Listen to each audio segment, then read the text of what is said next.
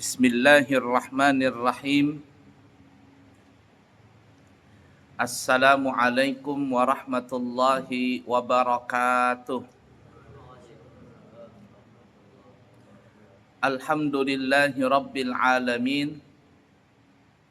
Allahumma fasalli wa sallim ala sayyidina wa nabiyyina wa maulana Muhammadin wa ala alihi wa sahbihi ajma'in, amma ba'du. Pondok Pesantren Salafiyah Al-Islami Nurul Anwar adalah pondok pesantren semi modern yang memiliki jenjang lengkap dari tingkat SD, SMP, SMA atau Ula, Wusta, dan Ulia. Oleh karenanya kami di pesantren sudah siap menerima santri baru, baik tingkat SD atau SMP atau SMA, Ula, Wusta, dan Ulia. Bagi Bapak Ibu para jamaah yang ada anaknya kepingin sekolah di pesantren kami, maka kami sudah siap untuk membuka pendaftaran. Bapak Ibu para jamaah sekalian yang disayangi Allah dan dicintai Allah, malam kemarin kita baru saja melaksanakan nisfu Sya'ban. Nisfu artinya pertengahan. Separuh. Sya'ban adalah di bulan Sya'ban. Malam nisfu Sya'ban adalah malam istimewa, malam yang baik, malam yang penuh rahmat dan anugerah dari Allah Ta'ala. Dan kita tinggal 15 atau 14 hari lagi akan masuk bulan suci Ramadan. Tentunya nanti di bulan suci Ramadan kita diwajibkan untuk berpuasa bulan suci Ramadan. Dan mudah-mudahan Allah Subhanahu wa taala memberikan kita kesehatan dan keafiatan, umur panjang dalam taat ibadah sehingga kita bisa mendapatkan dan meraih keberkahan daripada bulan suci Ramadan baik siang ataupun malamnya. Amin ya rabbal alamin. Para jamaah sekalian yang disayangi Allah dan dicintai Allah, di dalam riwayat Siti Aisyah beliau mengatakan,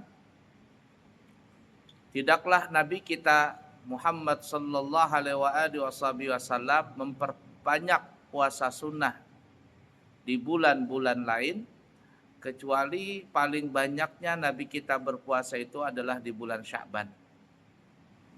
Nabi banyak sekali puasa sunnah di bulan Sya'ban.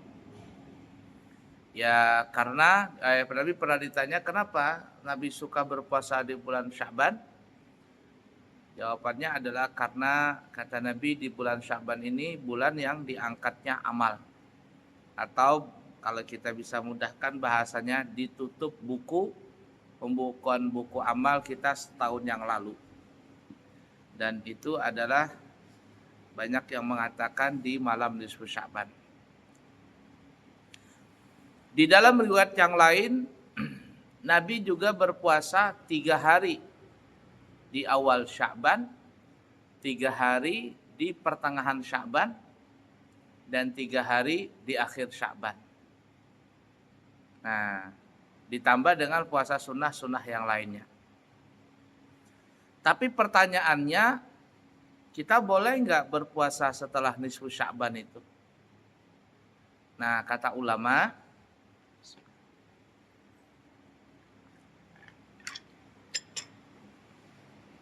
berpuasa setelah nisfu Sya'ban, ini mulai besok nih ya, tanggal 16, itu tidak boleh dilakukan.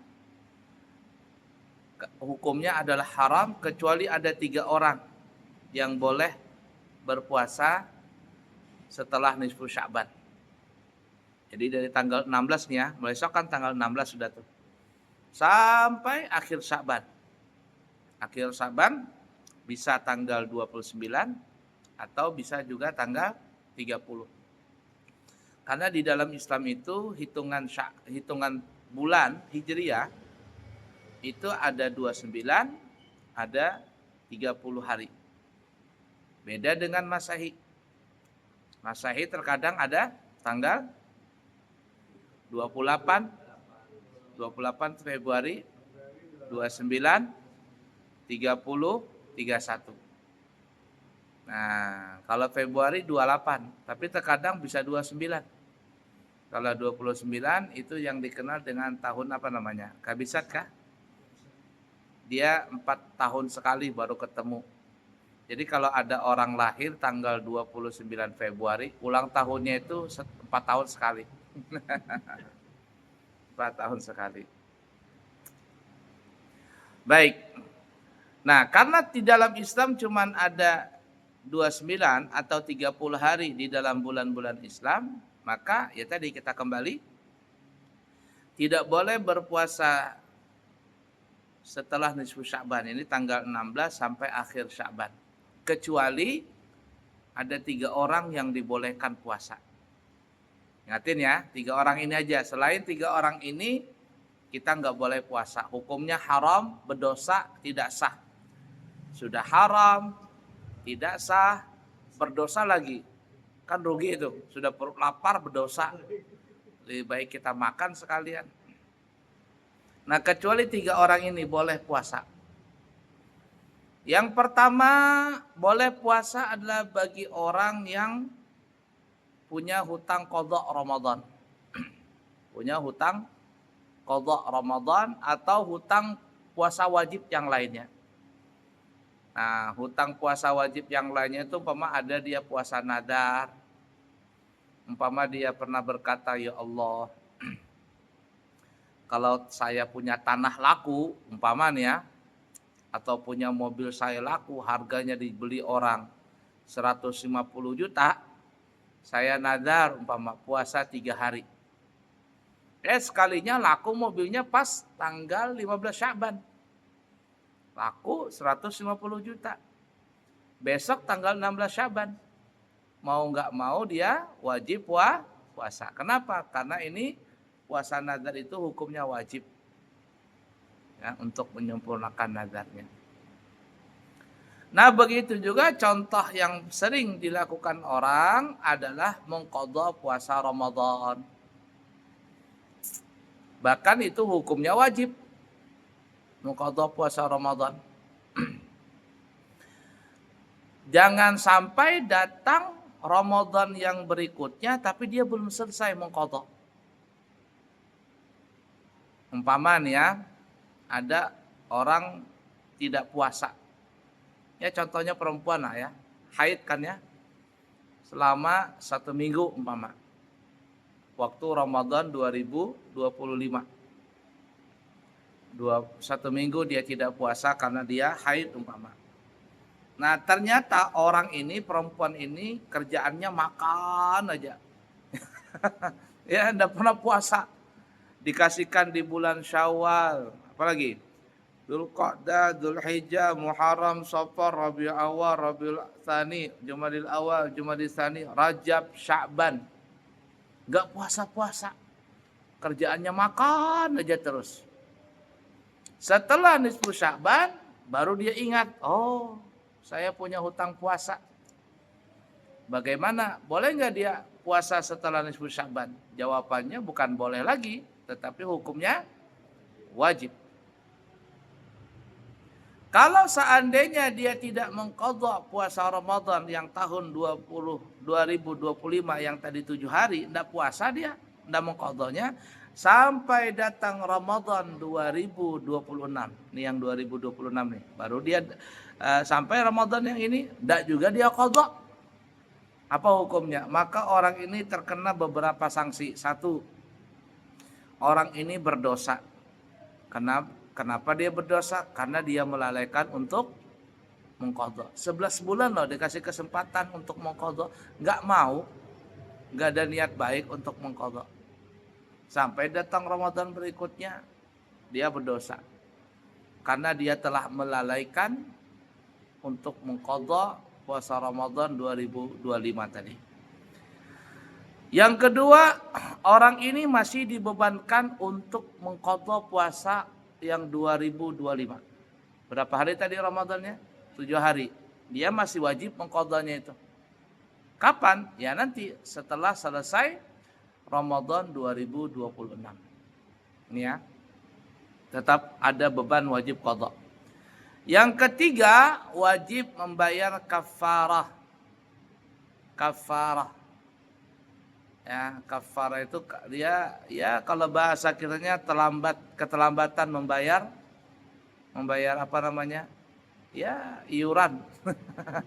Hah? Denda denda. Dia wajib bayar denda. Kayak orang juga kredit umpama. Setiap tanggal 1 bayar. Tapi dia nggak bisa bayar tanggal 1. Tanggal 15 baru bisa bayar. Kena denda nggak? Orang pajak motor itu kan, mobil, motor kah? Setiap tahun kan pajak. Tapi dia nggak bayar pajak sampai lewat 3 bulan. Apa yang terjadi? Kena kafarah nggak dia? Kafarah, kena denda nggak? Pajaknya pokok pajak kena, kemudian denda keterlambatan bayar pajak kena. Kalau pajak saja terlambat kena denda, apalagi puasa. Nah, jadi hati-hati bagi istri kita ini kalau tidak puasa mengqadha ya. Sampai datang Ramadan berikutnya wajib baginya untuk puasa Ramadan juga yang qadha 2025 dan kena denda. Berapa dendanya? Dendanya itu 1 mud. Nah, 1 mud itu sama kayak orang bayar fidyah. Fidyah berapa sekarang di Balikpapan? Kalau tahun lalu berapa ya? 35 ke 45 tuh satu fidyah. Hah? 35. Enggak tahu sekarang ini berapa nanti. Naik mungkin ya. Jadi kalau seandainya per hari itu 35.000 kali 7. 35 kali 7 berapa itu? Hah? 35.000 dikali 7.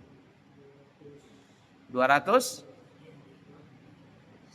Ya sekian lah pokoknya, hitung aja sendiri. 250-an ya. Nah, bayangkan itu. Selama 7 hari. Nah, kenapa? Karena dia malas mengqadha. Nah, itu ya. Tetapi kalau seandainya dia sempat mengqadha walaupun setelah nisfu Sya'ban. Asalkan sebelum masuk Ramadan yang berikutnya 2026 aman dia. Dia hanya kena qadha, dia tidak berdosa dan tidak ada kena denda. Sebagaimana disebutkan di dalam riwayat Siti Aisyah radhiyallahu taala anha, beliau itu punya qadha Ramadan, tapi kata beliau aku enggak pernah mengqadha Ramadan itu kecuali setelah nisfu Sya'ban. Ya, sudah kecuali di bulan Sya'ban kata Siti Aisyah. Jadi di bulan Sya'ban itu baru sidin puasa. Ya, nah jadi ingatin ya anak-anak perempuan kita, istri-istri kita kalau punya hutang puasa wajib diqadha walaupun setelah nisfu Sya'ban. Atau kita sendiri tahun lalu ada sakit umpama atau mudik lebaran 3 hari perjalanan naik kapal capeknya nggak puasa. Ya, ingat-ingat wajib qadha. Dibayar.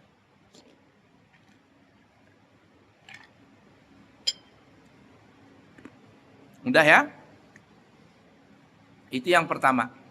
Wajib mengqadha boleh puasa setelah nisfu Sya'ban bagi orang yang punya hutang puasa qadha.